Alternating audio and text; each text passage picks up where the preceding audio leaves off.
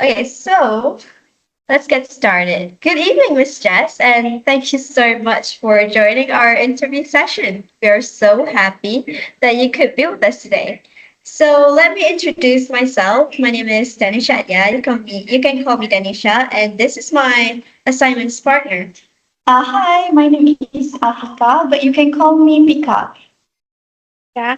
Hello, So, Danisha. we are a student from English Communication Studies, and today we are conducting an interview session with you in conjunction of our pragmatic in intercultural communication assignment. So, let's get started. So can you introduce yourself? Like, can you explain a little bit about your background? What's your name, your age, your Okay. ethnicity? Same Hello. thing. Nice to meet you. My name is Jessica. You can call me Jess. I'm a computer science student currently on my second semester or my first year. I go to college in Bina Nusantara, if you're familiar with that, and I'm currently 18 years old. Halo, perkenalkan. Nama saya Jessica, biasanya dipanggil Jess. Saya mahasiswa computer science. Sekarang saya lagi di semester 2, menjalani tahun pertama. Saya kuliahnya di Bina Nusantara. Can you tell us about your education background? Mm, I went to school in a private school, and I also go to university at a private school, aka sekolah swasta. And right now, I'm in my first year of college or university. And yeah. Oh, let's start out with the first question. I heard that Indonesian use the word butuh as in like a daily conversation word. But I was so shocked when I heard that because in our country, the word butuh itself means something like a curse word. Oh, I see. Well, in Indonesia, butuh directly translates to need. So it could be something like, I need a pencil. Aku butuh pensil. Aku as in I, butuh need, and pencil. But um, I would be pretty shocked too if it was something that directly translates to a curse word in my own language. I feel like with the butuh thing, it's a bit similar to the situation with, I don't know if you heard, like in Korean, there's this word, nega. It's pronounced niga. Not, it's not niga, maybe. I'm sorry if I'm pronouncing it wrong, but I think it's pronounced niga. And as you know, in English, it means it translates to a slur, but Yeah. in Korean, it translates to, I'm pretty sure it translates to you or for you, if I'm not wrong. And it could be something like that. Like a normal word in your language could mean something totally different in another language. Yeah, I agree with you. Yeah, it could be like that. I think there's more example, right? Like the words that we misunderstood for every culture. Mm-hmm. It could be, but I feel like if I were in your shoes, I would understand like the shock, especially since Malay and Indonesian are very similar. So when you hear somebody say that, you're shocked because uh, again, it's really similar. So you sometimes don't know if they're trying to speak it in Indonesian or maybe in Malay or Malay. Yeah. Okay, so we're gonna move on to the next question. Do you use Gen Z slang when you in your daily conversation when you're talking with your friends? Yes, I do. I usually use a lot of slang, such as maybe anjay when we try to talk about when something cool happens. You go like anjay, or maybe something like anjir whenever something happens that's kind of shocking. Uh, or maybe you can use something like lua, which is kind of like a more casual version of you and me, but with lugua, you can't really use it on formal occasions because it's considered kind of not polite. So you wouldn't say this to a teacher or your parent or maybe a professor because it's unprofessional. So can you like put the lugwa in a sentence? Cause I don't know how Mhm. it works. So instead of saying like, uh, "What are you doing?" you could go like, the formal way to say it is, "Kamu lagi ngapain?" with kamu, with for the you. But if you want to use lu gua, it's for like a friend or in a casual setting. Be like, "Lu lagi ngapain?" like that. You usually do that with like a friend who's a friend or someone you're close with, maybe someone in the same age. Like, you don't use slang with like older generation, right? Like, they don't understand or they know it. You generally do not because it's considered a Okay. bit inappropriate or a bit Yeah. unpolite. I wouldn't go to someone older and be like anjay. You would kind of not. You would usually say that for. You would say it to people who you're close with, or maybe your friends or your peers, because it's more suited for casual conversations. Oh wait, Now I get it. Yeah. so there's like what about like English slangs? Like do you use it on your daily basis? Sometimes we do, but there's like a term in Indonesia. It's called jaksel. It's for people who use like a bunch of English words and mix it with Indo. So they'd be like, mm, "You lagi ngapain?" which means like, "What are you doing?" But they replace the kamu with you. "You lagi ngapain?" like that. It's usually Oh. you. It's usually used around people who live in Jakarta because it's the capital, and a lot of trends usually happen here. A lot of uh, if anything happens or if anything goes viral, it's usually around Jakarta. So most, it's very globalized. You could say that. That's why a lot of people here are used to English, or usually know English. Uh, Compared to other places in Indonesia, especially the more, um, how do I say it?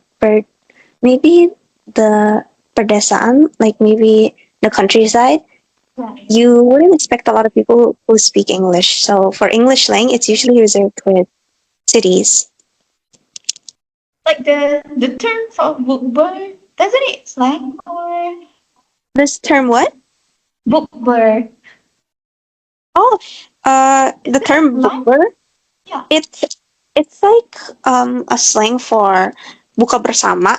It's usually used for like Ramadan when you're done feasting and then you Yeah, wanna yeah. eat together, and yeah, it translates to buka bersama, which translates to like uh opening together, like opening the fast together. So eating together usually when you're done fasting, it's usually used a lot in Ramadan because a lot of people fast then. Do all Indonesian people use bookbird as a Yeah, word? we use a lot of slang. I feel like everyone in Indonesia use slang because it's such a big thing. Even the old generation, right? Some They older generations, understand. they do know Oh, about slang. oh. Like, there are some other slangs like baper, which translates to bawa perasaan, which you say to someone when What's they're that? Buffer? baper. Yeah, baper. It Yeah, translates. buffer. It's short for bawa perasaan, which translates to someone who's taking things like too personally or is kind of catching feelings. Like maybe you're catching feelings for someone, and then someone can go, "Aduh lu baper banget," like that. Be like, atau enggak, or maybe they can go like, you're catching feelings for someone, and then they do something, and it makes you blush, and you're like, "Aduh, gue jadi baper," which means like, "Oh no, they made me, they made me feel something," you know? I think Or maybe, Indonesians like to use slang right in the daily conversation. Yeah, especially when like they yeah, shorten their words into like mm-hmm, something else. It's kind of yeah. interesting. A lot of words here are like shortened into something. Like maybe gacor. Oh wait, no, that's not shortened. Or Guys, bucin. Do you guys know bucin? bullshit. Yeah, it's short for budak cinta. Or like, it translates to simp. Yeah, it translates Oh, to simp. basically someone who's like really in love or like In a hopeless love. romantic. Oh. Like you Now can I have a know. friend who's like a hopeless romantic, and then you can be like, "Ah, dia mah bucin." Like, oh, he's a simp. Oh, wait, so Gucci Mhm. means like a simp? Yeah, Oh, bucin I means a simp know. in English because it translates to uh it's short for budak cinta, and budak is slave, cinta is love. And yeah, that's what they mean with like love slave. A simp. Oh, hmm that's Or thing like mager. It's short for malas gerak. Malas we. gerak. I think you guys use a lot, right? Yeah, huh? A lot of slang, right? You guys, Uh, ye- yes. Wait, not so slang. Sorry. a lot of slang. Yeah, like a lot of slangs. Like you Oh got, yeah, we do use a lot of slang. I'm like sorry. you I think it can lagged a like bit. a whole new vocabulary. Yeah, hmm We do use a lot of slang here. I'm not sure if you guys use a lot of slang there. Do you guys? we do, but not that much. Like Yep. we have laugh at the end of the sentence. Mm-hmm. Like Oh yeah, it's we use okay a lot of now. slang. Yeah, like it's okay lah, like that. So yeah, but we usually just borrow from another language, like Mm-hmm. like your language Yeah. specifically, the Mm-hmm. boomer. Oh, but sometimes we use Indonesian Oh, language I too. never knew that Yeah. was an Indonesia thing. But yeah, our slangs usually come from. We have different slangs here. Like, we have a lot of languages here, and usually their own language has like their own slang. Uh, personally, I don't know that much, but for context, me since my dad is Sundanese, he uses the word teh a lot. Like, teh could just be like an add-on, be like, ini apa teh? Which is like, apa ya ini? Harusnya, it's usually just apa ya ini, or it translates to what is that. But then, like, if you're Sundanese, usually they use teh a lot. So, like, apa teh? Ini apa ya teh? Gitu. Oh, Like like that. adding word at the end. Yeah, we usually use we usually borrow from other languages too, but it really depends on where you're at. Because since I'm in Jakarta and a lot of people, it's really westernized here. A lot of people here speak English, so my slangs tend to be jaksel, which is also a slang. That's uh, it means like somebody who uses Indonesia and English a lot. We don't really have a term for it. We use jaksel. Like for Singaporeans, their English is like Singlish, if I'm not wrong, if I'm not mistaken. Um, for us, it's like jaksel. So if you're, it's for somebody who uses Indonesian and English a lot. Like, someone could go, aduh, you mau kemana abis ini? Or, you mau kemana after this? Which is like mixing Indonesian and English together. Oh, Oh, now I hmm know. yeah. I thought hmm y'all like did not like mix English and Indonesian together. Like, It's just the Jakarta thing, I think. oh, it's a Jakarta thing. So we're moving on to the next question. Would your elders think that you are respectful or rude if you are maintaining a direct eye contact with them? Personally, in our culture, we don't really have a problem with that. It depends on the person if you want to maintain eye contact or not. Like some people are kind of shy when it comes to eye contact, so they don't really do eye contact, and some people just do eye contact. It kind of depends on the person, but for us, it doesn't really have a cultural difference or cultural meaning on it. Do you guys have that? We do have, yeah, because when we talk to other people, we are usually not maintaining the eye contact. Like we look down for a while and then look back to them. It's it's just for respect. Yeah. Oh, I see. I see. Hmm? What type of person are you? Are you like to maintaining the eye contact or you tend to avoid it?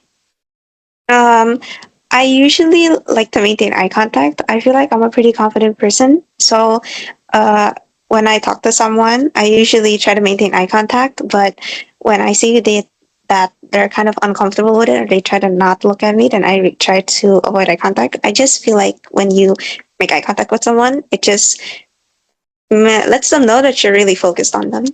So let's say like if they don't make eye contact with you, do you think that they're not like paying attention?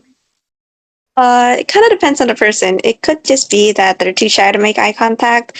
I try to not jump into conclusions because everybody usually has their own reason for it. Like, oh, maybe they're just too shy, or maybe they just don't hold eye contact that well. Because sometimes it's not just oh, they're not paying attention to me. That's gotta be it. No, sometimes people are just shy. So eye contact in your culture were not taken seriously, from my Uh, understanding. Not really. We don't really have a cultural thing on it. Like we do have cultural things, like maybe in my culture, you usually tend to do things with your right hand. Like when you give out something, you try to do with your right hand instead of your left. And when you do with your left, you say something like "maaf tangan kiri" because it's considered a bit impolite to use your left hand instead of your right. Yeah. Mhm. So let's move on to the next question. Let's say in a formal event, do people in your culture usually like on time or more chill with timing? Um, I'd say most people are on time, especially if it's like a formal event. For casual events, it kind of depends on the group of people. There are some people who really make a big deal in it that you have to be on time because they have a schedule in mind and they don't want to ruin the schedule. There are some people who are like, oh, you're an hour late, it's fine. But I feel like it kind of depends on the person instead of the culture. But in here, we also tend to, especially if it's formal, like an interview or something, they do make a note if you're late because it's considered a bit impolite to be late. Or uh, maybe it's like class. For classes, it is considered impolite, especially back at school, if you are late. But for casual settings, it really does depend on the group of people. So we could say that your culture, the time is flexible. Like when the meeting is, you guys gonna be on time. But on the casual thing, you guys is more tend to chilling with the time, right? Mm-hmm. Yeah, I'd say it's something like that. But again, it depends on the type of person that you're making plans with because there are some people who really mind if you're late or if you're not on time. And there are some people who are like, oh, it's fine, it's okay, take your time. So we just say that people there prefer like a strict schedule or Um, Not I really. feel like like a people leisure here. lifestyle. Oh, sorry, I keep cutting you off. I'm so sorry, but I feel like people here are usually pretty casual or pretty chill. People here tend to be really friendly, and yeah, they're really friendly, and yeah, people here are usually pretty friendly and they're pretty chill with the time. But you do have to know that some people are really strict with their time, so they do mind sometimes when something doesn't go according to schedule. Since you are living in a city, right? Mm-hmm. Would you think like people from a smaller town would think time as different like you? I wouldn't really think so. I feel like everyone here usually just values time, but it really does depend on the type of person. If it's like a casual setting, but if it's other setting like a formal setting, you do tend to try to be on time because people do get mad when you're not on time sometimes. They don't get mad, they just make a mental note and then they just feel about it, you know? So what about the words? When you hear your friends say the words on the way, what comes up on your mind? Like if they are actually on the way or they are just on the back. Oh, it depends who's telling me that, because I know some people who would say they're on the way, but they're probably just getting started. Or some people who are on the way and they're actually on the way. But uh, for me personally, I don't really make a big deal of being late, but only if you tell me that you're going to be late. But I do appreciate it if you are on time. But if you are late or did something come up, I would appreciate it if the person would let me know beforehand. That way I can like expect it. Now we're going to move on to the next question. If there is a misunderstanding, do people in there usually talk about it straight away or stay quiet first? Um, I'm not sure if this is a cultural thing or not, but for us, we usually, for what I've seen, like when the people around me, it could just be the people around me instead of it being a culture thing. Do take that do take that with like a grain of salt. But for me, usually people just uh, people usually stay quiet about it. But then they remember, or maybe they talk about it behind their back. Maybe they just stay quiet about it. But yeah, that usually happens. They usually stay quiet when it happens, but then they end up talking about it just when the person's not there anymore. So, like, have you ever like experienced a situation yourself? Like, how are your reaction? For me, I usually just stay quiet at first. If it's something small, I don't make that big of a deal of it. But if it's something that bothers me, I do end up telling people about it when the person's gone. Or if it's someone I care about and someone that I'm really close with, I do end up communicating with them and telling them about it, especially if it's something that really bothered me or something that could cause more problems in the future. The staying quiet thing usually is reserved for people who aren't that close to you, or maybe a stranger you meet and then they're rude and then you talk about it. But if it's like a friend thing, if it's your friend and then they say something, uh, most people usually just stay quiet about it. But I do notice quite a few people who talk about it. I try not to do it that much because I know it's not that healthy. So I end up trying to talk about it to them. But um, I usually do that when it's something that really does bother me or I feel like it's gonna start up more problems in the future. Oh, so that's the way you are solving the conflict, right? Mm. But for you guys personally, what do you guys usually do when there's like a misunderstanding? Well, Between yeah. other culture? Mm-hmm. Uh, is there like a cultural thing behind it with your culture? Oh, if we do have a misunderstanding with the people, we tend to stay quiet first.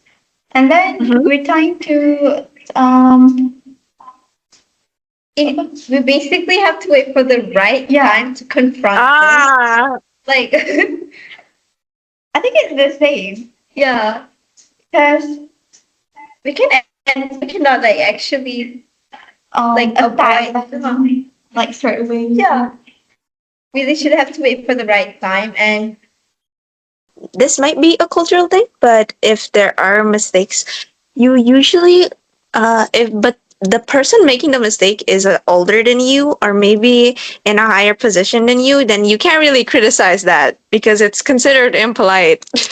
Like if maybe your professor, uh, you think they're being dumb, or maybe you think they're being unprofessional, not in a sense like maybe it's something sloppy, like oh, this professor is always 40 minutes late to the lecture.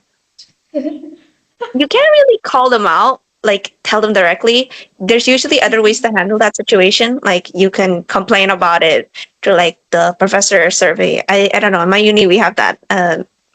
Or you can like complain to the support team on it. You can usually you can complain and like there's like a survey we do every semester or like every half semester, and we usually talk about there's like a survey on the professors, so the Oh. university knows like what happened, and they got to know like you have something to say, then you can say it there.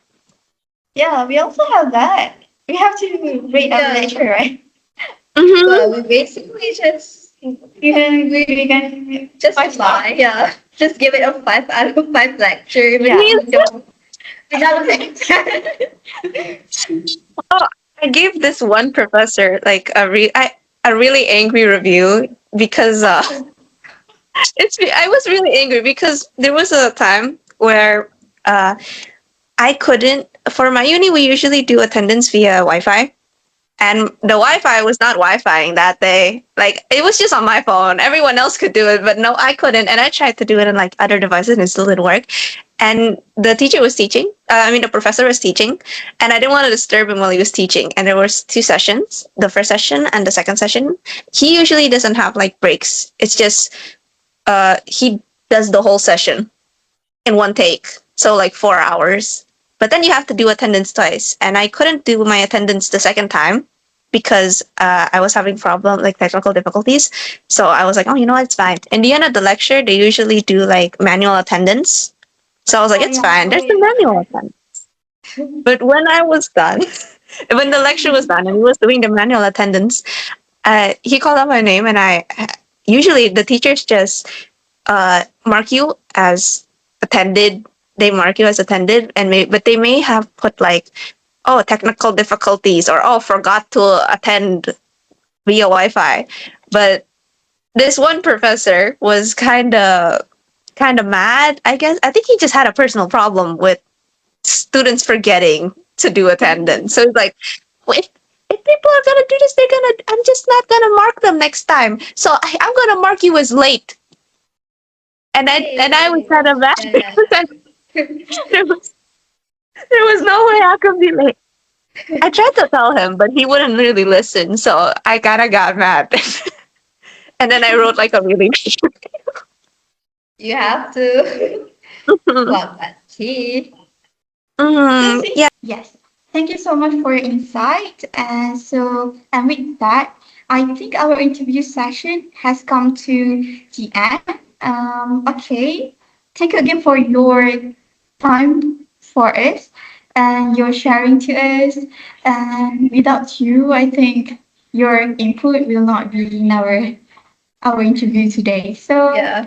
I think your insight is very valuable for our assignment, and we really appreciate you and your willingness to help us. So we are so grateful for this opportunity, and we're looking forward to work with you again.